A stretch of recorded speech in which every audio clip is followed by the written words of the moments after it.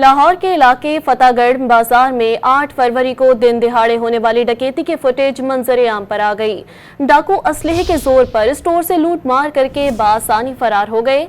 तफसीलात जानेंगे। Don news के नुमाइंदे वसीम रियाज हमारे साथ लाइन पर मौजूद हैं। वसीम, बताइएगा क्या उनके हवाले से कोई कार्रवाई अब तक अमल में आई है?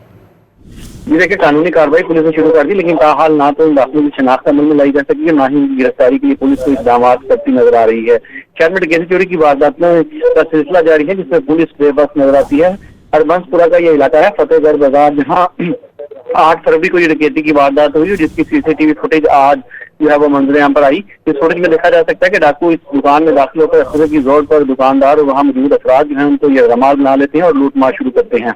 डाकू वहाँ से नकदी, दीगर सामान, मोबाइल फोन लूट कर फरार हो गए, जिसके बाद इत्तला मिलने पर पुलिस मौके पर पहुंची और पुलिस ने मुकदमा दर्ज करते हुए कानूनी कार्रवाई जो है वो शुरू की। जी वसीम, तफसीलात से आपने आगाह किया, शुक्रिया।